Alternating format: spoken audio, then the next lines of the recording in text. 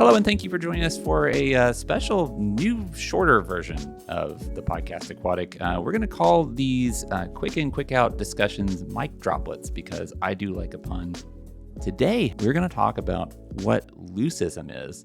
And to cover that topic, I've invited in our lead animal care specialist for the River Journey building, Jennifer McPheeters. Thank you so much for joining us for this inaugural Mic Droplet episode. Thanks for having me, Casey. I'm very excited to be on the first one. Okay, so I am giving us a 10-minute timer, and I'm going to start it as soon as I ask you the question, what is leucism?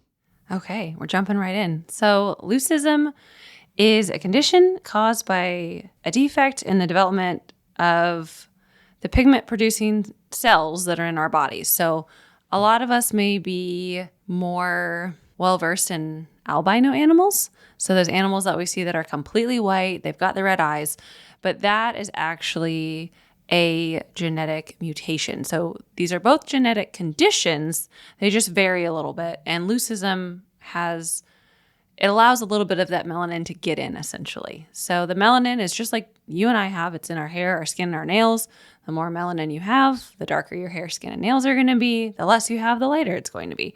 And so when it shows up in animals, especially in our alligators, it tends to give us white alligators and blue eyes and a little bit of spots of color here and there. So our individual is so adorable, so cute.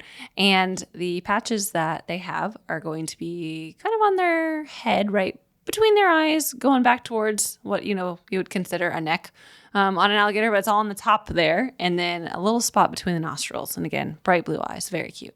Okay, so to back things up just a second, you are saying that we have a leucistic alligator. We do have a leucistic alligator. This is a new development at the Tennessee Aquarium. And so where can people see the leucistic alligator? Where will they be able to see the leucistic alligator? Because I'm not sure that they're actually on, or he is actually on exhibit yet. Yes, so they are not out yet. We are hoping that they will join the Delta Country habitat. So right as you come in the revolving doors, we are going to be in that first display area. And I will tell you that we are putting them out soon here in the next less than 2 weeks. But I'm also going to pretty much guarantee that it's probably going to hide for about a month. So if you are listening to this and we are in the month of September, maybe even early October, and you come to the aquarium in 2025, you are probably going to have to look a little bit harder, but maybe not. They may surprise us. They may be right out, in the open. Well, you will benefit a little bit, I guess, from the fact that leucism makes it pretty hard to hide. So a leucistic animal like this alligator may choose to hide or try to hide, but it's going to be kind of hard because, as you pointed out, that loss of color, that's kind of a problem for them when it comes to survivability. It absolutely is. And that's why these animals are so rare, definitely in the wild. And even in, the accredited zoos and aquariums we have throughout the world, they're very rare because that white color makes them stick out. And they are also not going to be able to be out in the sun like a traditional pigment, normal melanin for an alligator level. They, of course, as we all see, like to bask and be right out in the sunshine and get those UV rays. So we have to approach it a little bit differently and provide different types of basking for them so that they're not getting sunburned. And hopefully they participate in those and don't just hide. But yeah, no matter what, we are an all white alligator in a habitat that is kind of, I'd say, on the darker side. We've got some greens and browns, and they're going to stick out. You're going to see them, hopefully, even if it's just a little bit of a tail or a foot here and there. Hopefully. Fingers crossed. Even if this alligator has not actually been put out, you can actually see other examples of leucism here at the aquarium. If you go through the Delta Country Gallery, the next exhibit you see is the River Giants exhibit. And in the River Giants exhibit is a very difficult to miss leucistic alligator gar. Looks just like a normal alligator gar, long, pointy snout, lots of teeth, but it's just almost pure white. I don't know that I'm trying to think if there's a patch of color here or there. There may be, but it is extremely white. It looks like a ghost fish. And then we have in the past had a leucistic catfish that was in our Tennessee River Gallery. So there have been other examples of leucism that you can see here at the aquarium, and people who have been through on those visits and wondered, what in the world, why is there a ghost fish in that exhibit? Now you know that that is actually a good example of leucism. The Tennessee Aquarium's Podcast Aquatic is made possible by support from the Tennessee Conservationist, the official magazine of Tennessee state parks. Each issue is filled with fascinating stories about Tennessee's native species, rich history, and unique culture. It's also your guide to exploring state parks and planning your next outdoor adventure. Subscribe today at tnconservationist.org. I would encourage you, if you are interested in leucism and wondering, well, what other kinds of animals can be leucistic? Let me tell you, a lot of different kinds of animals can be leucistic because, as Jennifer was pointing out earlier, the fact that this is a condition that affects melanin. Melanin is what gives a lot of different kinds of animals their coloration.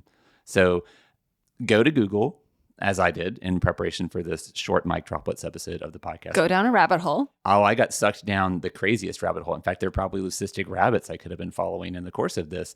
However, I had no idea, for example, that there are leucistic orca, so killer whales. You can find a leucistic orca. There's a really cool looking leucistic giraffe. Leucistic crows that are giving like total Game of Thrones vibes, if you're a fan of that show or that book series, The Song of Ice and Fire. Red-tailed hawks, raccoons, a very specific subspecies of bear. I think it's the rarest subspecies of bear in the world, the spirit bear, also known as the Kermode bear. I'm looking at you like you know. Yep, never heard of it. Anyway, I trust you. We featured a leucistic bear called the Kermode bear or the spirit bear in Great Bear Rainforest, which was an IMAX filmed a few years ago. That's another great example of leucism that you may or may not have heard of before. And then, the koalas, there are American bullfrogs that are leucistic. Basically, any animal whose coloration comes from melanin can be affected by leucism. So it has a far broader impact and far broader representation in the animal kingdom than I think I realized. Oh, yeah. There's a big reach out there of just how many animals are affected by it. And again, just like you and me, we all look different from each other. It's coming from that melanin and how much we are producing in our bodies.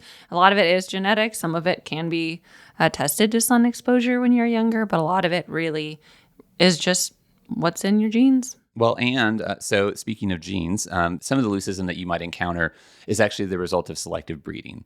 So the American bullfrog I mentioned, I saw that when I was like, oh, that's really cool. And I clicked on the link and it was for a pet page that was selling leucistic American bullfrogs that had very clearly been bred for that purpose to selectively breed for leucism. And actually one of a really good example of that is most of the axolotls that you encounter. So those cute amphibians from Mexico that have the frilly, looks almost like a feather headdress around their heads. It's those gills. If they look pink, those pink axolotls are not actually what a wild axolotl tends to look like. That would be extremely rare in the wild for a lot of the reasons that we've talked about. Those are just leucistic axolotls. So an actual axolotl would be much darker, almost brown. Anyway, Jennifer, have we covered leucism as much as it needs to be covered in the course of this inaugural Mic Droplet episode? I believe we have. Yeah. I'm just really excited for folks to see our leucistic alligator out in the Delta country. They have lived here with us behind the scenes for about a year now. They were a rescued animal that was brought to us. So we have just been doing a lot of TLC behind the scenes and not really talking about them much, not even really in-house, because as you know, when you get any animal, you never know what you're going to get. And so we've just kind of had them behind the scenes, and we're really looking forward to getting them out where our guests can see them. All right. Well, I think with that, we can go ahead and wrap up this very short, by design episode of the Podcast Aquatic, our first Mic Droplet. Thank you again, Jennifer McPheeters, for coming in to be our expert on leucism. Thanks for letting me be the guinea pig on this first episode. I appreciate it. You're welcome. If you have an idea for another episode of the Podcast Aquatic, again, whether that's a long form episode that we traditionally do that can last up to an hour, or maybe a shorter, just quick hit question about nature or some of our animals or how we approach things here at the aquarium, send that to me again at podcast@tnaqua.org. And until next time, remember that every drop matters.